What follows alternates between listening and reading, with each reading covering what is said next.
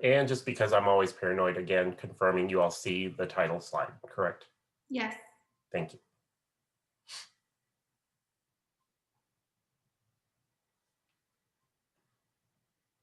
Okay, we're officially at 2 o'clock.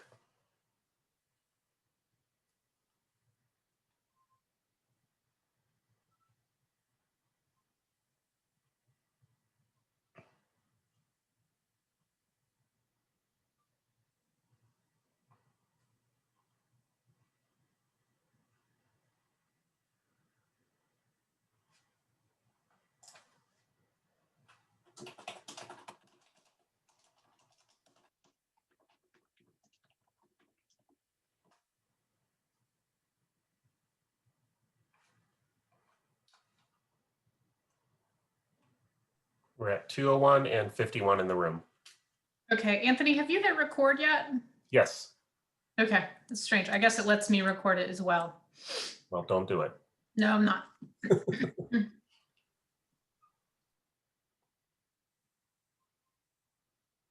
Yeah, Jordan, I have the option to record also, but Anthony, I can see on the top left the blinking red light that you're recording. Yeah. It's blinking. Don't worry. Yeah, we're almost at 60, so I would suggest go ahead and opening it so we don't lose people. Good to go? Okay. Yeah. Do you think we should open it and stall for a few minutes or open it and get started? I mean, it's completely up to you if you want to, but I think since we're now at 2 minutes after, I'd go ahead and get started. Okay. Okay. All right. Good luck, everyone. I'm opening the room now. Give it about a count to about 5 before you start, because it'll bring them in slowly.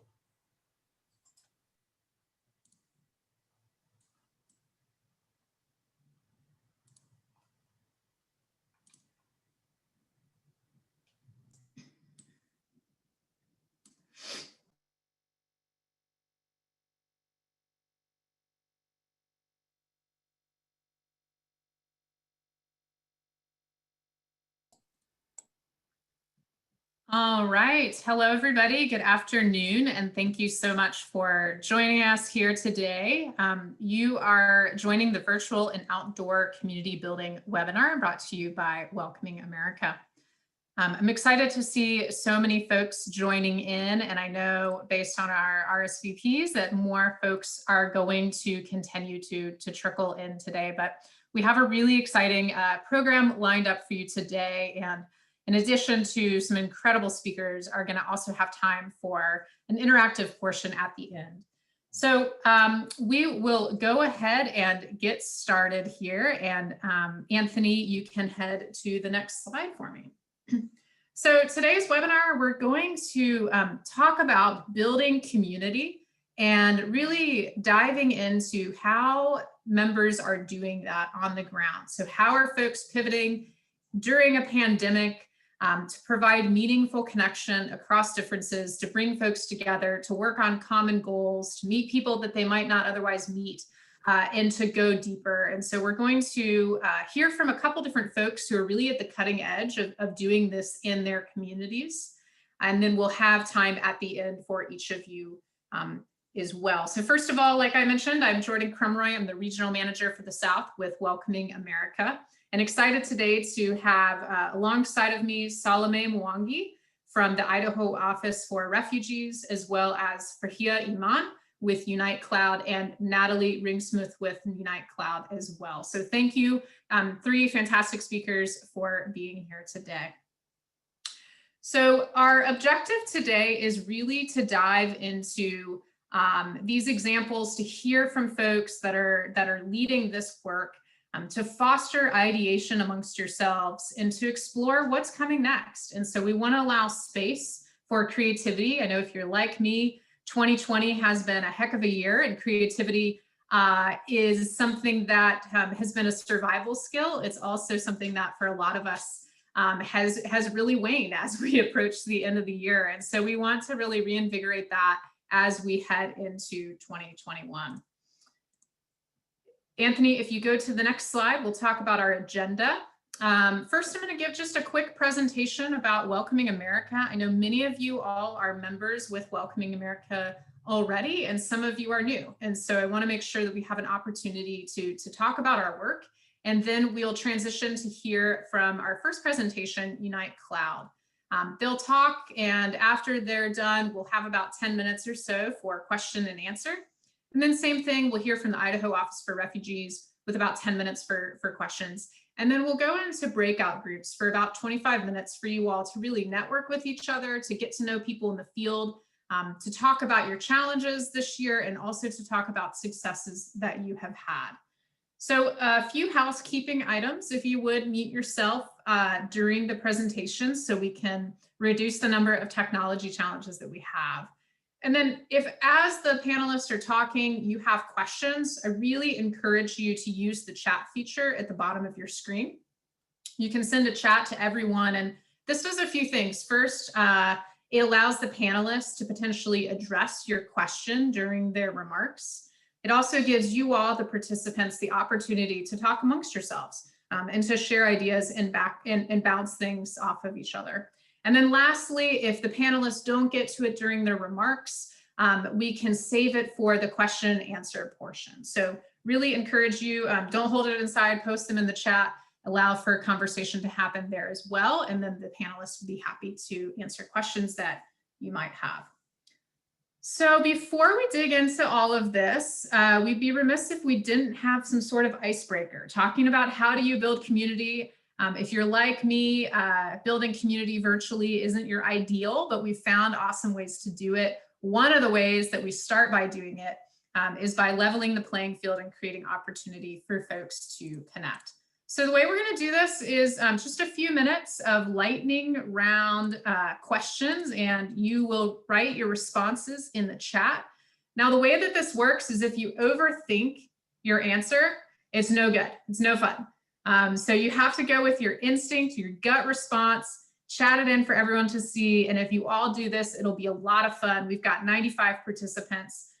So respond quickly and we will move on quickly as well. So the first question we have here is, if you could take credit for any invention in history, what would you choose? Enter it in the chat. Let's see what we've got. If you could take credit for any invention in history, what would you choose? We've got hand warmers, telephone, internet, washing machine, Post-it notes, that's a great one. Light bulbs, critical. Fire, also critical. Zippers, I would argue critical. Bathrobes, less critical, but still important. Internet, antibiotics, wheels, peanut butter, phone, lots of phones, bread slicers, candy corn, refrigerators, Zoom. The Zoom person would be would have been very inventive for sure. Reusable coffee mugs. Pool noodles, yes, and weighted blankets. If you don't have holiday gifts, I highly recommend browsing the chat because you probably just got some great ideas. Next question is, what song best sums you up? If you had to have a song for your life, what would your song be? What song? I Will Survive, Bridge Over Troubled Waters, Dancing Queen. Who Runs the World? All right, another Dancing Queen. You've Got a Friend. These are amazing. Life is, You Are My Sunshine, Lean on Me, The Beatles.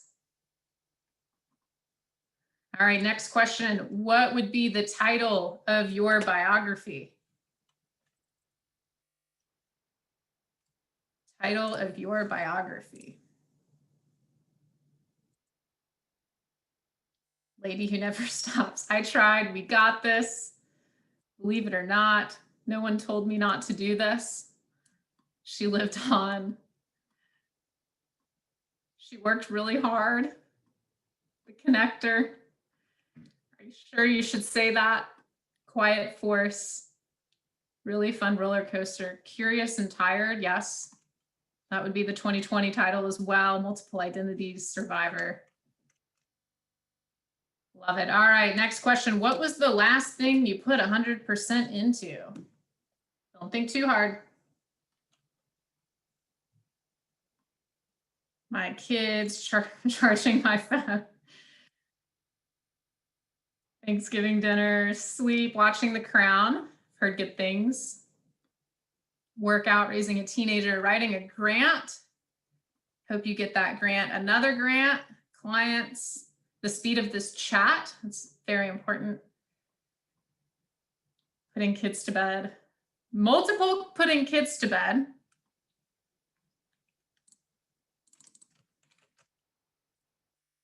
All right, now this next question is mostly to indulge me. What's the strangest thing you've ever been asked to do during a meeting?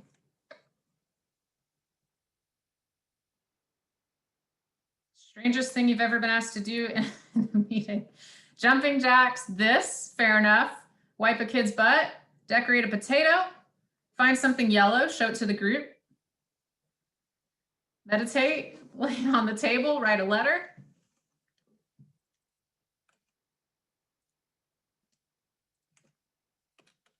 Buy 100 bagels.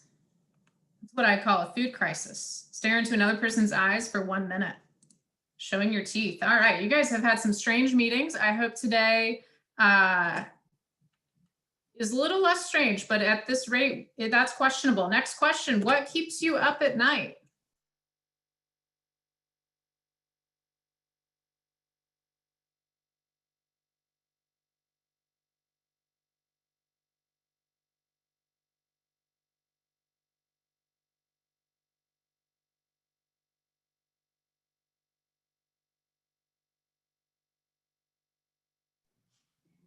Jordan, you're muted. Jordan, you muted.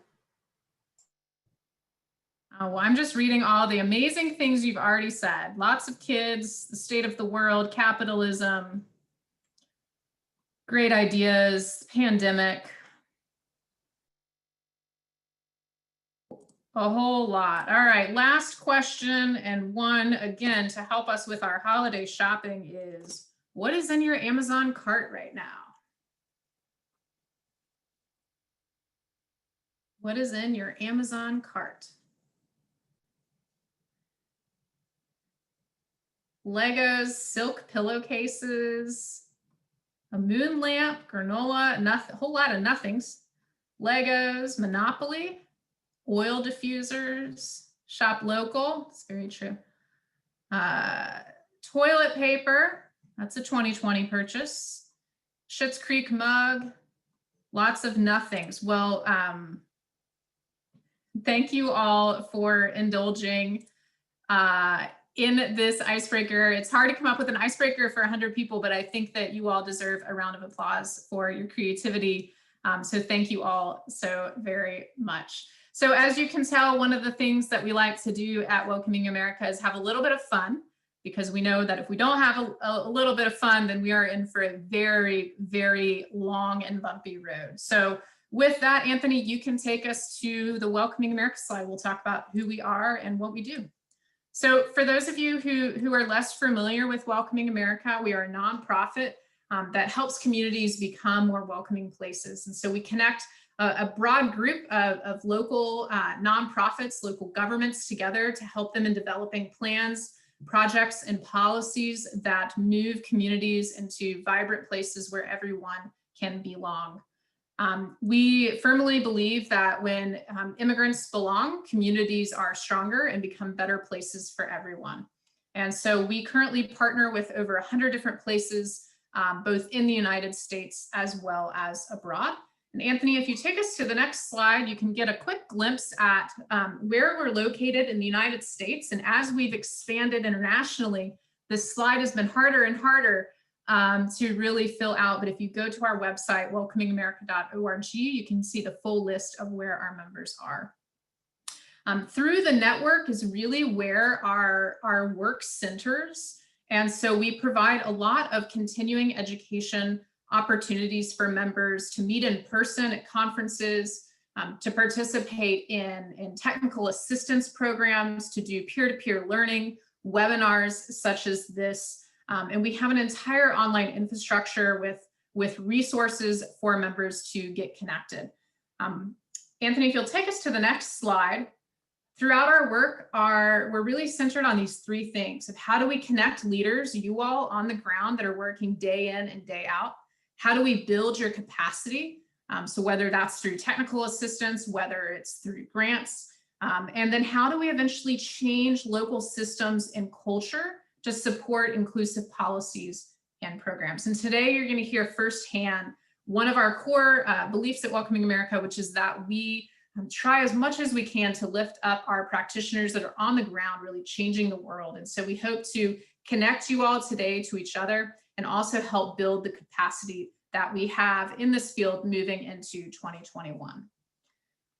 On the next slide, you'll see our welcoming standard. So Welcoming America has a certification for local governments, and the certification is made up of 7 focus areas.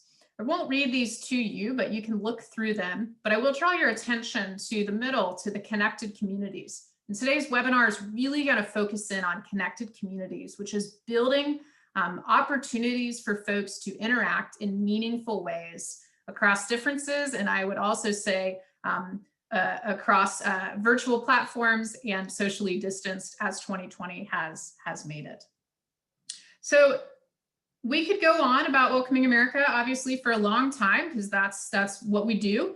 But I want to make sure that we have really the depth of time to go into these practices that I think you all are going to be incredibly inspired from and be able to employ in your own communities. So what I'll say is, if you're interested in learning more about Welcoming America, if you're interested in becoming a member, if you're interested in participating in any more of our webinars or getting our toolkits, you can do a few things. You can go to welcomingamerica.org. You can also email me, and I'm going to put my email here in the chat so that you can send me an email and we will get connected. Just let us know what interests you and we'll get you connected shortly after the webinar. So with that, Anthony, take us to the next slide and I'll introduce our 2 speakers. So our first presentation, we're going to hear from Unite Cloud out of Minnesota. And Natalie Ringsmith, a little bit about her. She grew up in Minnesota, has a background in music, a choir teacher, and was also a worship leader. She founded the organization Unite Cloud, which is working to reduce racial, religious, and cultural tensions in central Minnesota. She's also an anti-racism trainer with the care team at St. Cloud University and is a member of the St. Cloud School District Board of Education. She loves spending time with her husband and 3 kids, making music and playing games. Our next speaker, also with Unite Cloud, is Farhia Iman, who grew up on the move looking for escape from conflict half a world away. She eventually sought refuge and made a home in the heartland of Minnesota. Wars in the Congo and Somalia forced her to become a refugee and flee to Uganda. Eventually, her family arrived in America in 2001 and in St. Cloud in 2003. 16 years later, now a wife and mother with a master's degree in social work, Farhia spends time teaching her community about her culture, her language, and forging cross-cultural neighborly friendships. So without further ado, I will pass it on to Farhia and Natalie to talk a little bit about your incredible, incredible work in Minnesota. Thank you so much, Jordan. Can you hear me okay? Wonderful. You know, a lot of that stuff in the chat was so real. Putting 100% into raising 2 teenagers. Woo, I hear you, whoever that was. I have 3 kids. They're all learning at home right now. So my husband's with them and I get to be here with you in this wonderful quiet room. So yes, my name is Natalie Ringsmuth and I am so glad to be here with you today. We've been a member of Welcoming America for a couple of years now, and I would highly recommend that. A lot of the time we ask ourselves this question: am I welcome here? Who is welcome here? And that is what really drives our work. Anthony, you can go to the next slide. Like I said, I'm a mom. There's my beautiful teens and preteens. I'm a wife. I'm a nonprofit director of Unite Cloud. And then of course, other duties as assigned. I'm a dog mom to Carlos the Chihuahua, who is old and has 4 teeth. So it's pretty awesome. Next slide, Anthony. We had the amazing opportunity to work with Welcoming America. This is how I actually got to know all of the Welcoming America folks, by doing this video together. So instead of me continuing to talk about us, I want to show you a short video about what we do in this community. So Nasra, what do you want people to know about Muslim women? Yeah, first of all, you cannot run away from your identity no matter what. This hijab is my identity.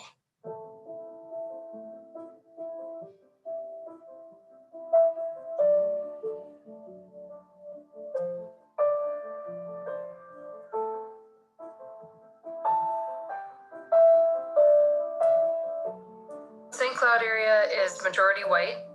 We were so homogeneous until 20 or 30 years ago. Not only were these Somali refugee neighbors diverse as far as people of color, but they also were a different religion, they were a different ethnicity. One of the problems we have here is that because of the color of someone's skin or because of their hijab, people have decided that they're not integrating into this community. But when I know it is my friend's brother who was choked in his cab simply for being a Muslim man, when I know that kids are going to school and being asked if they're terrorists, they're things that can only be addressed if we talk about them. I thought, how can we speak peace into the anger and the frustration and say that we all belong here? Sometimes folks in this community, they need a bridge.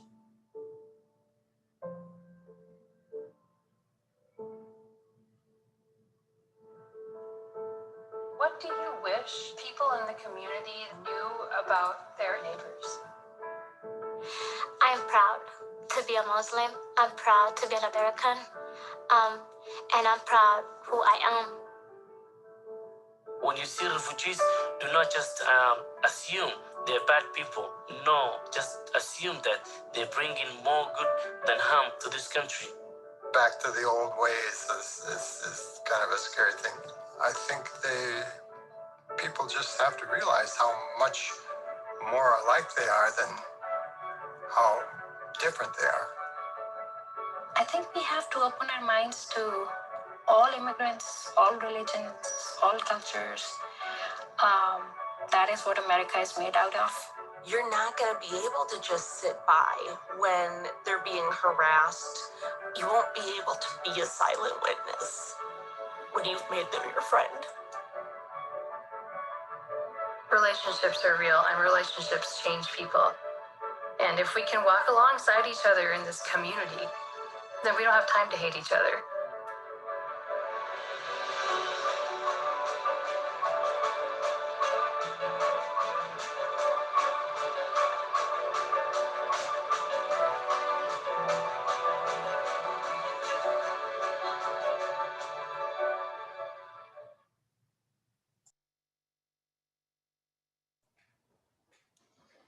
So you got to see there a little bit about us. You saw a lot of those folks that were talking to you on that video are members of our board now, former members of our board.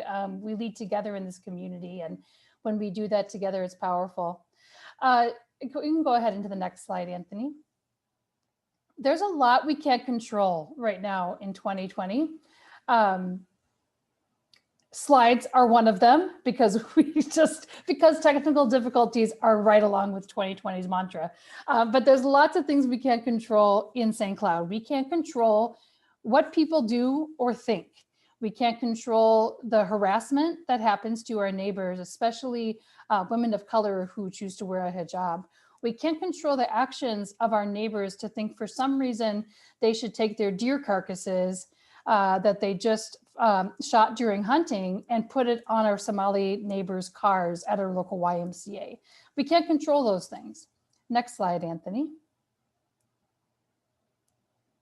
We can't control the ridiculous amount of white supremacist lit drops that happen in our community, saying things like refugees not welcome, talking about white guilt, everything from about refugees, immigrants, people of color, LGBTQ communities. We can't control that. Next slide, please. We cannot control this global pandemic. You see there on the right, what's going on right now in Minnesota. We have higher cases than we've ever had. It's scary around here, but that's not something that we personally can control. Go ahead to the next slide.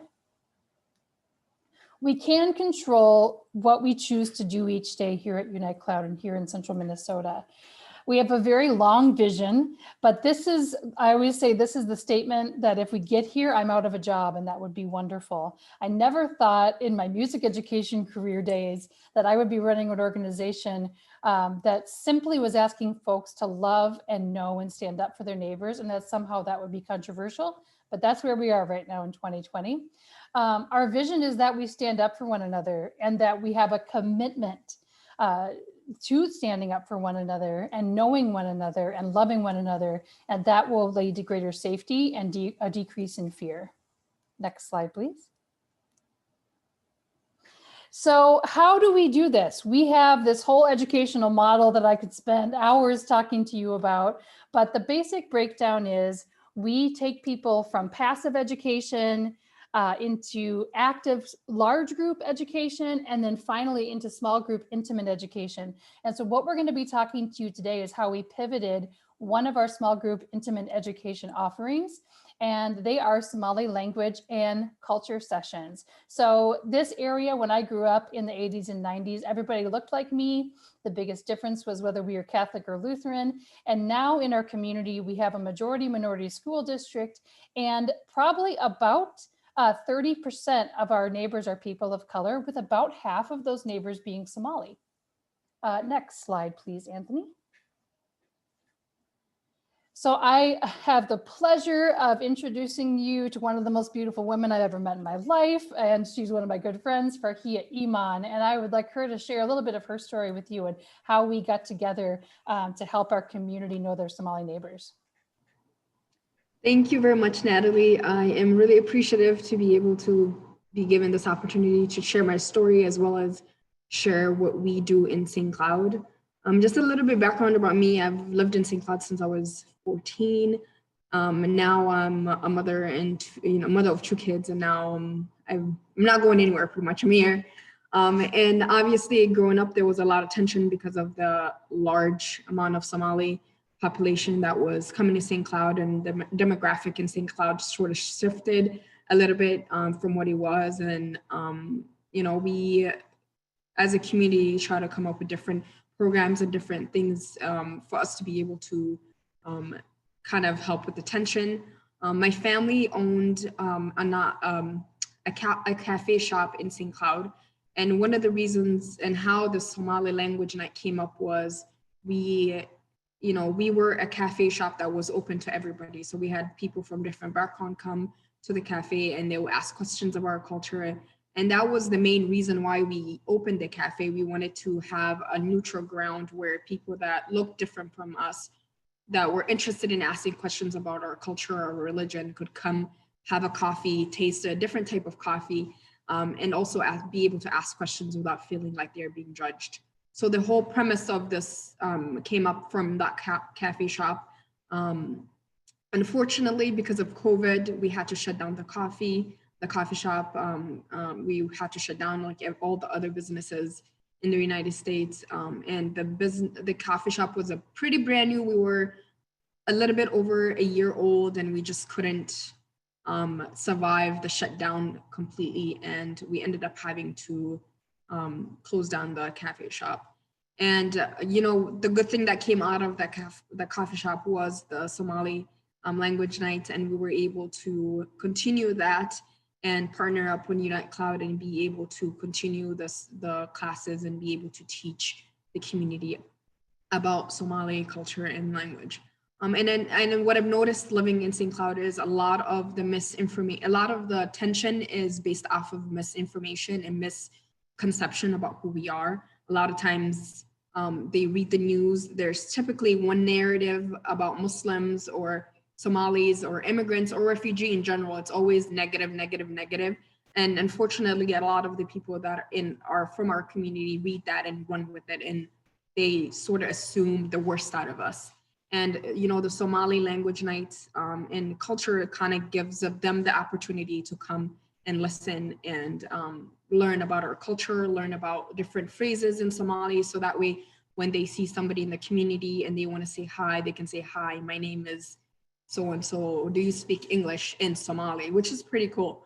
And what I've learned in the process is the fact that there are a lot of people that, want to learn, and there are a lot of people that are willing to learn about our culture. And, yes, there are a lot of negatives about, about us, but if I'm able to change the mind of one person through the process of this class, then who knows, that person can change another person and another person. And that triple effect is something that we want. And, the most amazing part is, part of the session, I share my personal story or my journey from a refugee camp to America and the struggles I've been through, and the different, struggles, as well as the adaptation that I had to do and coming to America. And it's actually interesting because obviously a lot of the narrative surrounding refugee is that we kind of decide overnight that we want to come to America, and we come to America. And, when I tell people in our classes that we were in a refugee camp for 10 years before we came to America, they're shocked. And those are the kind of things that, we, want to dispel and want people to get to know. And what's really amazing for me is a lot of them are professionals that work with Somali families and work with, they're teachers, they're speech therapists, they're doctors, they're even judges. We had a judge this time, which was amazing to me. And I just hope to continue the work that I do. And I love talking about my culture. I'm very proud of where I come from. I'm proud of my religion. I'm proud of who I am. And, I want to come from a community that is inclusive and welcoming, and, want to be part of for us to be part of the community. And I think it kind of changed once I became a mother. Now I kind of look at the world in a different lens, and I want the world to have a better place for my kids. And I want them to grow in a community that, values who they are and their culture and their background. So, yeah. Thank you guys for having me. Thank you so much, Farhia. Let's go to the next slide. Okay, so why do folks take this class? Like Farhia said, we had our first judge, we've had so many teachers, and it can be one of many answers, but this is some of them that here on the screen. I mean, because they are neighbors, right? It's just as simple as that. These are folks whose destiny is tied to ours. We are each other. And so we want to get to know our neighbors. And like Farhia said, contradict that misinformation in the community. There's a lot of it, and there's a lot of it from a national level. And that can be really tough to break through. So you can read something about it, right? But then like, okay, I'm reading an article, but when Farhia tells her story, and then someone goes out after a class and someone says to them, oh, refugees just come here and they come here like in 6 months, then, instead of saying, well, I don't think that's right, this person can say, actually, my friend Farhia told me her coming to America story, and this is what the truth is. And that's really validating information that doesn't just come from the ether, but it came from an actual person. Let's go to the next slide. So we wanted to give you a little taste of what these wonderful classes are like. Now, because of the pandemic, instead of being, and because of a lot of reasons, like Farhia mentioned, we had this wonderful idea of coming together at Farhia's coffee shop. We would have food, we'd be together in a room. All of Farhia's sisters were there the first time when we did this. And they're these amazing women that you want to learn from. And that was the one and only time we were able to do that, because then the pandemic hit. And so we shifted everything to Zoom, and we're like, dang, I don't know if this is going to be as good. I mean, there's not going to be any sambusas or Somali tea. So we got to really step up our game here. But actually we found this connection that was driven through Zoom was actually even greater than in person, surprisingly. So I'm gonna ask Anthony to play this video just for about 1 minute to give you a little hint of what it's like to be taught by the wonderful Farhia.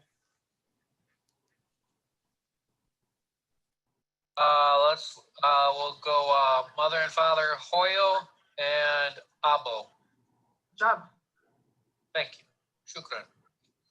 Yes. wants to try?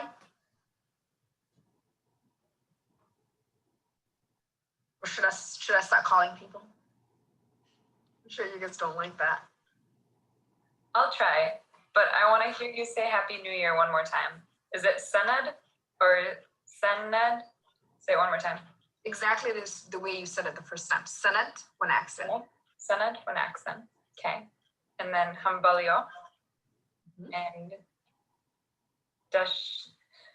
Dalasho, one accent. Yes. Awowe, Ayeo, Abo, and Hoyo. What? How is this the first time you guys are hearing this? This is impressive. Anybody else wants to try, or is there one that's complicated that you guys are having? Okay, that's good, Anthony. We can stop there. I mean, it's amazing. This is 3 sessions, y'all. And then all of a sudden, I mean, after what you see here, starting range, how much do you know about the Somali language? 1 to 3. And let me tell you, most of them are a 1. To move from there to 3 to 5 and hear the stories of folks. We heard this beautiful story of a woman who works at a bank, and she has a lot of Somali customers. And she taught it gives me goosebumps. She taught all of her coworkers a couple of these phrases. And so just imagine, what a welcoming environment that is now because of this one class and because Farhia was able to teach and someone was able to take that and go out. How much do you know about the Somali culture? A little bit more, 1 to 4, but 3 to 7. And we usually see it more like 6 to 7. Of course, you don't know what you don't know. So there's a lot more than Farhia can teach us in 3 sessions. But she also gives us tools to know how we can further our own education, because that's what folks want to do when they leave the class. Go ahead to the next slide, Anthony. That's what we have for you today. We really want you to be able to reach out to us. If you want to ask Farhia and I a question, of course, you're going to have time to do that right now. While I'm giving the little in spiel here, if you have any questions, go ahead and put them in the chat, and you can ask me, you can ask Farhia, you can ask both of us. But if you don't feel like you have something right now and later on it comes up, feel free to email info@unitecloud.com and I can get that to Farhia or myself. Follow us on all our social media. We're super active there. And we have a session coming up in January and February. And if you sign up for our newsletter, you get 24-hour advance notice to sign up. And usually these classes sell out within 24 hours. And by sell out, I mean, it's free, but we only have a limited number because it's in that intimate education model. So I will throw it back to Jordan and go ahead and answer you guys' questions. And Farhia and I are here to as an open book to share anything with you. Awesome. Thank you so much, Natalie and Farhia. We really appreciate your amazing presentation and really, really powerful videos. So we've got some questions coming in the chat. So if it's all right, what I'll do is I will offer up a few of them, and Natalie and Farhia, you can jump in and answer them. So one of the questions we've got is, let's see here, actually we have a few questions here. So how did you implement these sessions in your community? And I'm going to tag on another question, which is, how are you reaching new people? So how did you implement them and how are you reaching new people?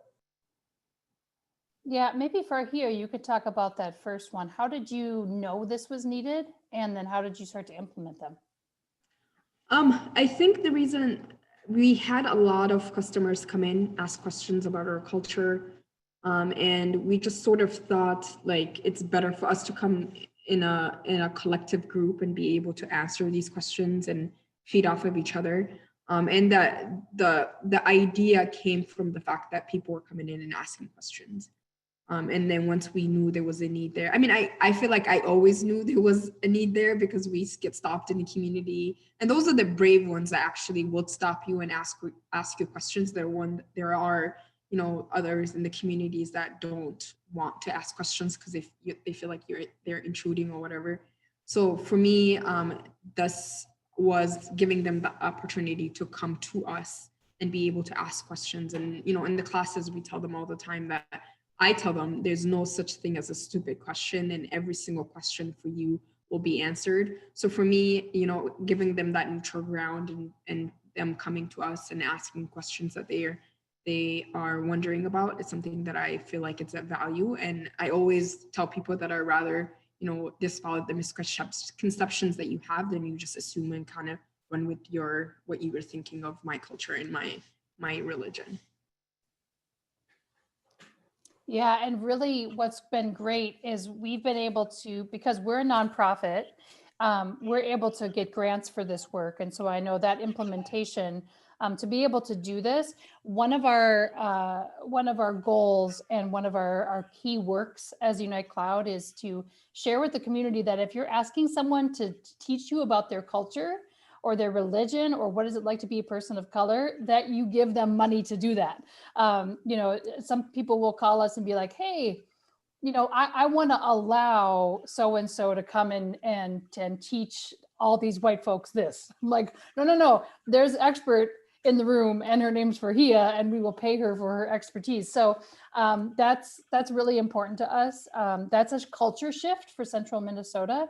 But we were able to get grants not only from Welcoming America, but also the Humanities Center of Minnesota. And then we've also gotten help with this sort of programming from a couple other foundations that are anti-racist, social justice organizations. And so we're able to offer it for free because of that. I think that the implementation of it, of course, the need was there. But again, like I said in that video, sometimes the bridge is needed.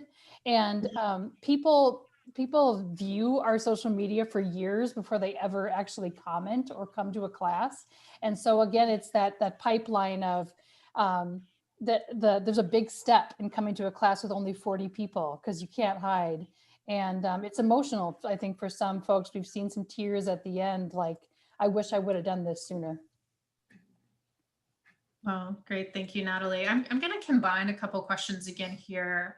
So Natalie, you and I were talking last week and you were talking about there's specific questions that you ask folks to get the conversation going. And so unfortunately, or maybe fortunately, you don't ask people what's in their Amazon cart. They don't have to chat it in about the strangest thing they've been asked to do in a meeting, but you do ask them questions. I'm wondering if you can tell us a little bit about what those questions are.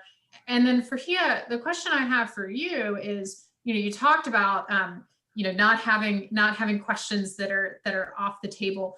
I'm wondering, how do you set up that scene so that you are safe physically, but you're also safe emotionally from ignorance?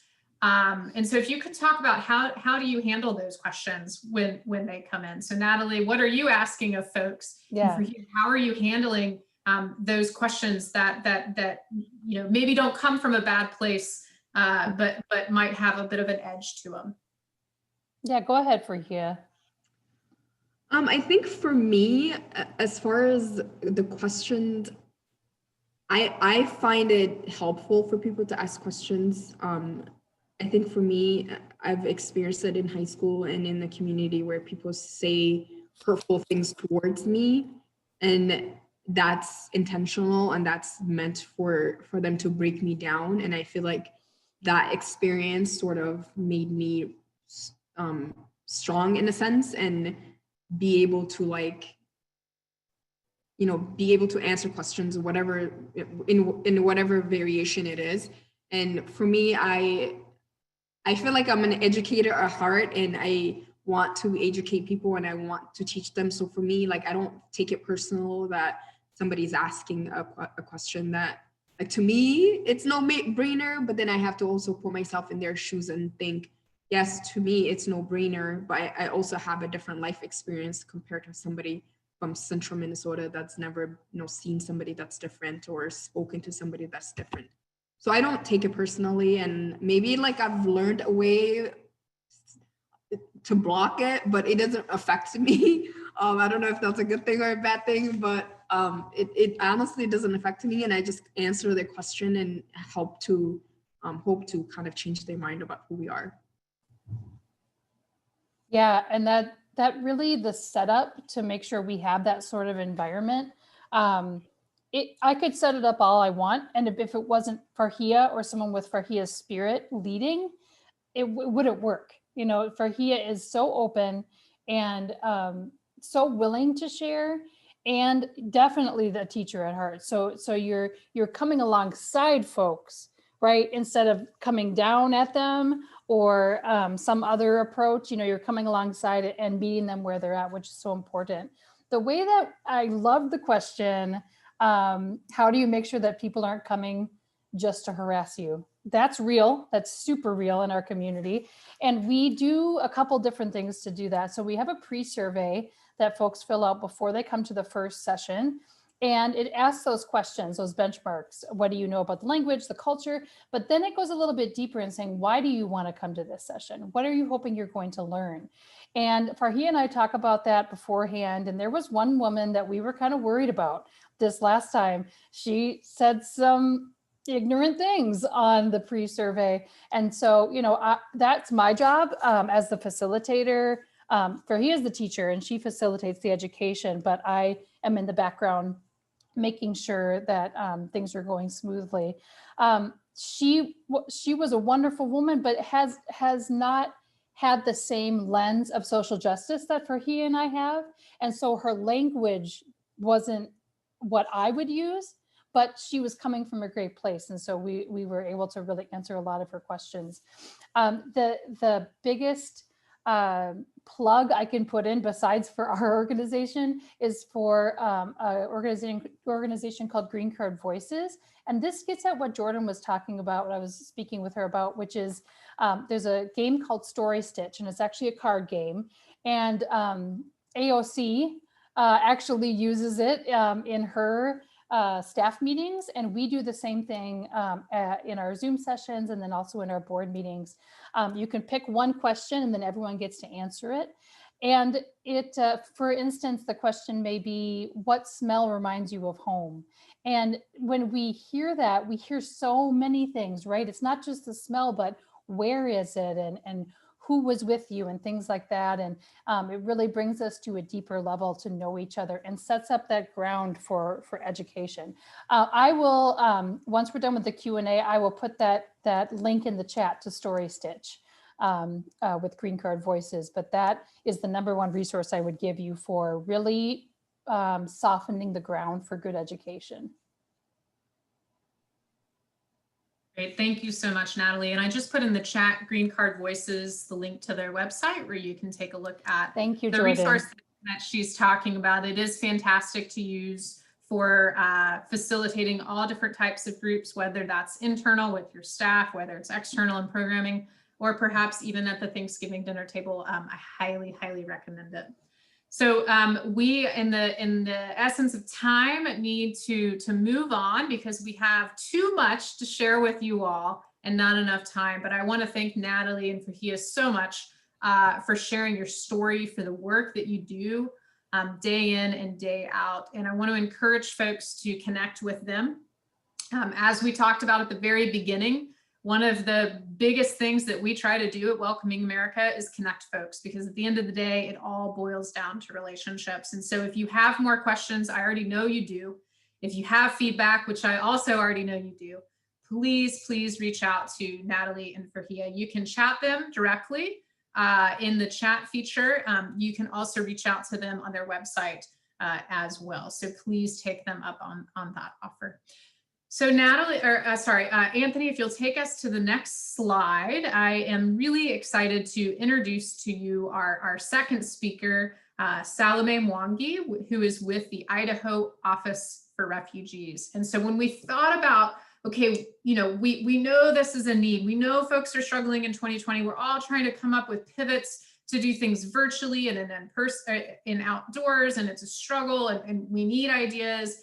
And who's doing great work and in different communities, and what does that look like? You heard from two of the speakers that came to mind, and now you're about to hear of another one.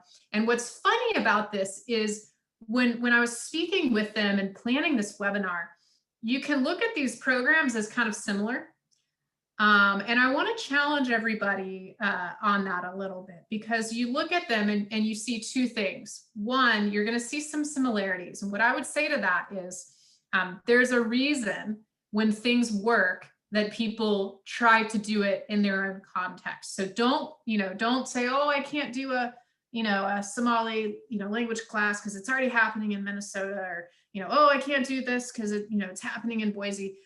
Really hone in on that. Things work for a reason. And two, I think you're going to find some differences in approaches that are really interesting and point to the need to have programs that are customized to your local community. So enough of my spiel. We'll go into the presentation. So I'm really excited to introduce you all to Salome Mwangi, who is a speaker who inspires, challenges, and equips others to overcome their obstacles, live up to their full potentials, work in diverse teams, and grow. Salome relocated to Boise, Idaho in 2004 via the Refugee Resettlement Program, and managed to pivot her professional skills from banking, finance, and IT to now providing language services for limited English proficient community members and their providers. And one of my favorite sentences of all is that she thinks of herself in a sense as a cultural broker. Salome was born and raised in Kenya and came to the United States, has called Boise, Idaho home for the past 16 years. She enjoys collaborating with community members, using storytelling, as you'll see, to build bridges through shared human experiences. She loves cooking and eating together. She currently manages the Refugee Speakers Bureau at the Idaho Office for Refugees, supporting them in shaping their stories and sharing them in community. And so Salome, I thank you for coming today to spend time with us. And from here, I will pass it over to you to tell us about how you are bridging community in creative, innovative, and online ways. Salome? Thank you, Jordan, and thank you for all coming to listen to what we're doing. It definitely encourages us to know that what we are doing is replicable, and I don't mind you copying any of our ideas. Ideas are like a well. It keeps bubbling up and coming up with new things. So like Jordan said, my name is Salome Mwangi. I work in the community, really. It's through Idaho Office for Refugees. And please, let's go to the next slide. This is beautiful, Boise, Idaho in the fall. Right now, it's not as beautiful because all the leaves have fallen off and the trees look bare. If anything, they look like skeletons, but it's still a very beautiful city surrounded by the foothills. Next slide, please. So one of the challenges that we had, like all of you, was how do we do the work that we have been doing or are trying to do? How do we continue building bridges without being able to meet with each other face to face? And our office came up with what we call the cross-culinary cooking and kits. And so what we do is we work with people who've come here from diverse backgrounds. We work with people who resettled here as refugees or as immigrants. And we are really surprised at how people have soaked in the idea and are so thirsty to connect with others, especially others from different cultures, from the comfort and the safety of their own homes and their own kitchens. So the work that we're doing was actually featured in one of the journalists here who's kind of like a foodie, and it's in eater.com, and this is one of the pats on our backs, letting us know that we're on the right path. Next slide, please.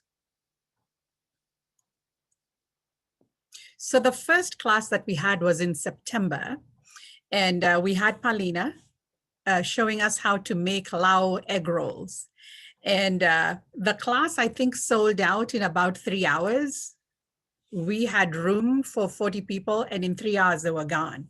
So what we do is we work with, it's called Global Gardens, and Global Gardens is a program within the Idaho Office for Refugees, where we have people who came here as refugees are given little pieces of land within the city where they're able to grow food. So it is completely organic, no chemicals are used, and they typically sell these in the Saturday markets around the city. So we are able to get produce from them. It's part of what we put in a bag, in a kit. So, and the only thing that we do not provide is anything that's perishable, like meat or cheese or something of that nature. But the rest of the stuff, whether it's tomatoes or carrots or onions or peppers or whatever produce you need, we normally pack it in the bag. The bag and the sign up for the class is just $25 per class, and you get everything that you need. We right now, because it's winter and we obviously don't have any farm work going on, then we work with the local produce stands and with the local ethnic stores to get, if there's any spices, you know, like we've had people cooking with spices from Syria or spices from Kenya or spices from Venezuela. So we really try to source local, and that is part of what you get in the bag. Next slide, please. Our next class was by a Syrian chef, Shadi, who also happens to be one of our speakers. And so he took us through the steps of putting together the meal, and we cooked. And as we're cooking, we also talk about what memories do we have of cooking as we are in a Zoom class. What memories do we have of our parents who cooked? Was it your mom? Was it your dad? Was it a stepmom? Is that how you learned? Is that how you honed in your skill? And for many of us who come from collectivist cultures where we never were in the kitchen by ourselves, there was always 3 or 4 people who were in the kitchen. And so it will actually turn out to be more like a group session for mental health, where somebody will tell you, you know, honey, if I were you, that is not what I would do. Or here's what I did and this worked out a lot better. So not only are you cooking, but there's a mental health component that's going on that many of us never even considered until we came to the US and had to cook on our own and were getting so stressed out. But doing the Zoom cooking class kind of brings that memory full circle. So Shadi's, actually the classes have been so popular that for Shadi's class, we had to do 2 classes. We had a class on October the 30th that was sold out in 3 hours. We opened another one for November the 6th. Again, it was sold out, I think, in a couple of hours. Next slide, please. So the next class that we had was by yours truly, myself, and I took people through the paces of making Kenyan chicken tikka with potato bhajias and kachumbari. As we do this, we begin to realize just how similar the ingredients are and how similar some of the things are that we make. In Kenya, we call it kachumbari. I believe that that's the equivalent of the Mexican pico de gallo. And all of a sudden you're like, oh, wait a minute, this is nothing strange. This is something that I'm familiar with, but it's being presented with a twist, and it kind of like brings everyone even closer together as we continue doing this. Next slide, please. And then last Saturday and the other Saturday before, we were able to make Venezuelan arepas, polo guisado, and plantains. We had Lila Cabrera, who came here as an immigrant. Her parents moved here when she was about 6 years old. And so she would keep going back home. Her parents would make her go back home to hang out with her grandparents. And that is how she learned how to make Venezuelan food and how it's made there. And yet now we're able to adapt it, because I'm sure her grandmother didn't make it in an oven. However, now we are able to make it in an oven or on your stovetop or whatever else that you have here. And again, as we're making the dishes, there's all this chit chat that's going on. People ask questions out loud as we're cooking. Some of them put it in the chat. There's people who'll ask questions about, can I substitute this for this? I don't eat this. I am vegan. Can I? So it is such an amazing 2 hours on a Saturday evening that many of us do not mind having to work on a Saturday evening, because it doesn't even feel like work. You're actually having the class as you prepare dinner for your own family, because one of us on the call from the Idaho Office of Refugees actually prepares the meal, and then we all show off our foods, and we use the Zoom spotlight feature to show, there's somebody in a different place. Like this picture that we have here is actually one of the people who participated in the call. And this is how her arepas look like with the chicken and her plantains. So it's amazing to be able to do it all together at the same time. And we also wait for you. So if you say, oh my goodness, I'm still washing this, or I'm still at this stage, we actually all pause and wait for you, as we would have if we were all sitting around the table, around the kitchen together. Next slide, please. Then one of the other things that we're also doing, we're trying to do so many things together, because we know that we need to keep in touch with everybody. Not everybody is able to come for the cooking class. So we have a tea lounge also via Zoom, where we invite people. We aim to have about 10 to 12 people. We run it for about an hour or an hour and a half at the most. And when we started out, we called it the Swedish fika. And I don't know if you're familiar with it, but this is kind of like a high tea, an English high tea. And the Swedish fika, people will normally have it at about 10 o'clock in the morning, and again at about 3 in the afternoon. And it's kind of like a pick-me-up, because it's not lunch and it's not dinner. And you'll have your coffee or your tea or whatever drink of choice you want, and whatever snack you have. And the first one that we had was the Swedish fika, and we had people talking about their choice of a drink, their choice of a snack. Was it something that they would traditionally have? Some people had never had that, so they kind of had to come up with a story, but it all brought us to the table and helped to break the ice. And since then, we've had one once a month. Once a month, we normally have one for, we kind of like decided to do one for women. And then there's another one for guys, just so that if people feel like they would like to go down deeper on some levels that are more gender specific, then they can definitely do that. The one that I remember the most is one where a young woman had come there with a hijab, and she was able to talk about what does a hijab mean to her. And she said how in the past, it encourages an authentic curiosity to where people would ask us, so do you remove your hijab before you wash your hair? Or do you wash your hair with a hijab on? And obviously it was an honest question. So we're able to ask each other honest questions like those ones, and be able to build bridges in people who would otherwise never have met. Next slide, please.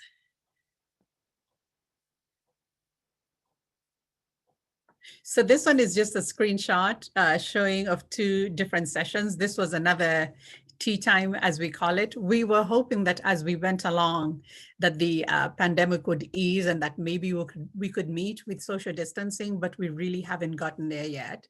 And rather than make people feel like they're being forced to participate in meeting face-to-face, then we continue doing it via Zoom. Next slide, please.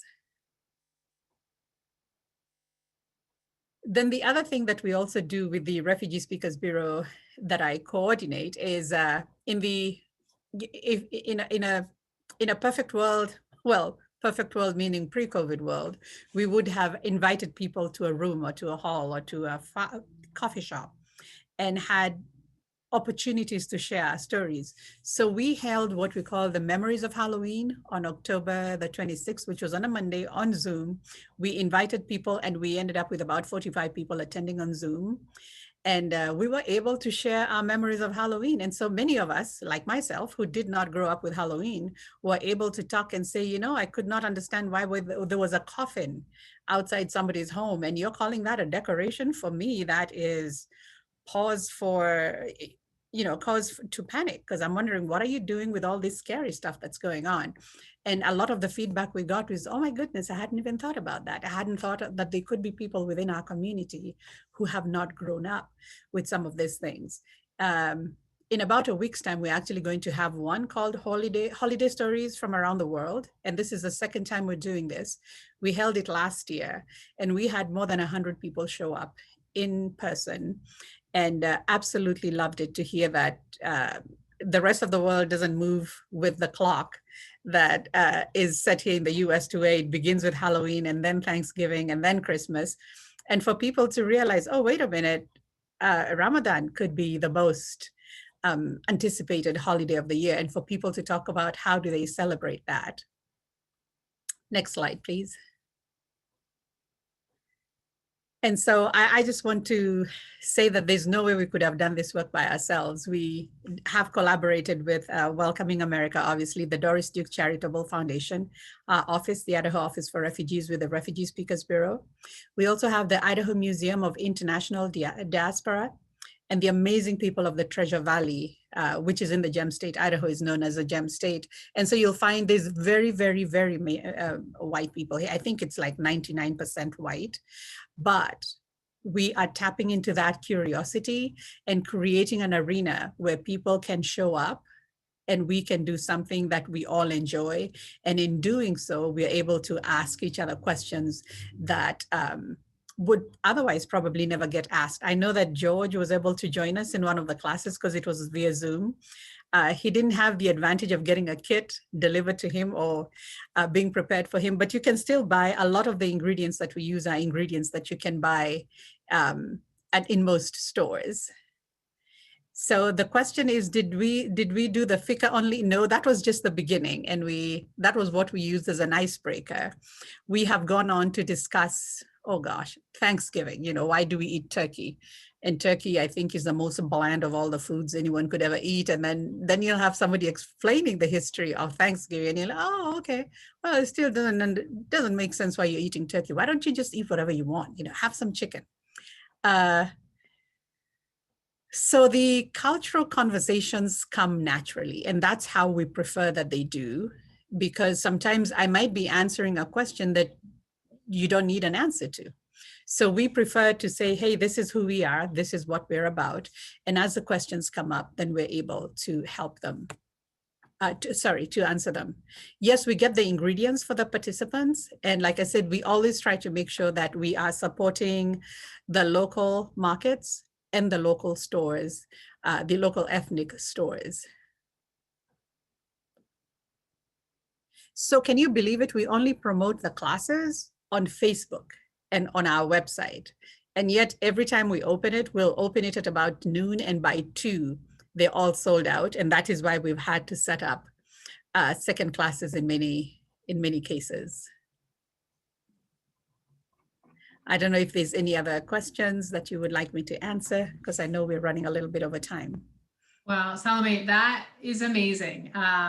Thank you for that. So a few things as you were talking that really struck me. I mean, one, you're gathering the items for these cooking culinary classes from immigrant-owned groceries, which we know every small business has been hit hard by COVID.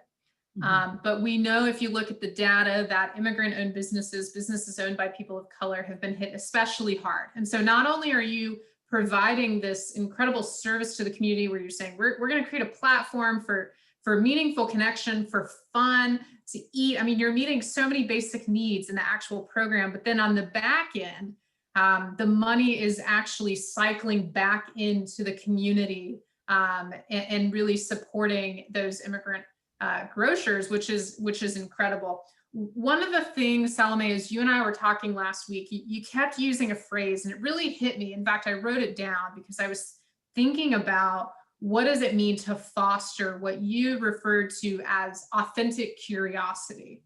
And I think that you and Fahia, you both really hit on this, that folks are curious. And one of the things, maybe that we don't do enough of is provide opportunities for that curiosity to have appropriate channels to be public. And so I love, the connection of the Somali language classes and these cooking classes, how you're creating an opportunity for folks to come with their curiosity. And I can't help but imagine if that is one of the reasons why you're selling out in 2 hours, right? That folks are desperate for connection. We're desperate for human contact. And we have a lot of curiosity, and sometimes that goes untapped. So thank you, Salome, for the work you do. I encourage you all to check out the link to sign up for a class, to maybe reach out to Salome to see how could you do these in your communities. So unfortunately, we are at the point in time where we do have to transition. However, fortunately, we've got a bunch of folks on this webinar that are also doing amazing programs. And so we want to give you all a chance to discuss these with each other. So what we're going to do is in just a minute, we're going to go into breakout groups, and you'll have the opportunity for about 15 minutes or so to discuss in breakout groups the challenges that you have had in pivoting your programs to be virtual and or distanced, as well as some of the successes, some of the things that you're finding working. And your breakout groups are going to be led by the speakers that you heard from today, as well as some members and staff of Welcoming America. So in just a moment, you will see something pop up on your screen inviting you to head into the breakout group. And really important that you click accept. If you don't accept the invitation, you will be perpetually stuck in this large group Zoom. So make sure you accept the opportunity to go to the breakout. Your facilitator will invite you to answer the questions to allow folks to share. And then we're going to come together at the very end for details on additional resources that you might want to employ in your community, as well as ways to get further involved. So with that, Anthony, I'll invite you to send us into the breakouts.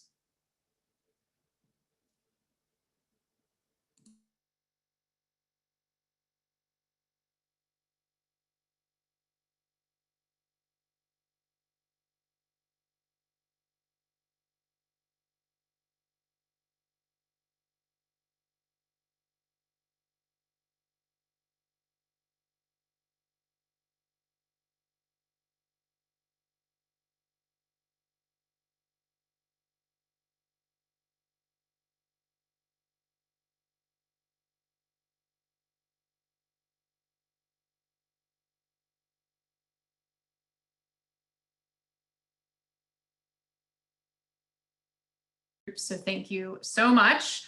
I know we didn't have too much time, but I hope you were at least able to share with each other some of the things that you're seeing in your own communities. And as I just told my group, I hope that you'll continue to come back to our future Welcoming America webinars, where you can have more opportunities to chat with folks.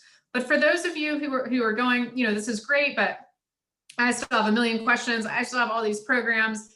2021 is coming very soon, and we need to find ways to sustain our work. I want to encourage you to visit welcomingamerica.org/learn/resources. These are 3 screenshots of some materials that we think are helpful, especially in this moment. We have a whole host of toolkits that we put out on whether it's communication tips or programming tips or economic development. So definitely take a look at those tools that we have available there for you. And I'm also going to put in the chat a brand new project that we launched last week in partnership with the American Immigration Council and the Ad Council, which is a project called Belonging Begins With Us. And there's an incredibly powerful 60-second video that you can watch, as well as the website where you can get involved. This is basically a public ad on the importance of fostering belonging. And this is something that you can bring to your community to air in your local media channels as well. So Anthony, if you'll take us to the next slide, I want to make sure folks have contact information. At the very bottom, you'll see my email address, Jordan, spelled JORDYNE @welcomingamerica.org.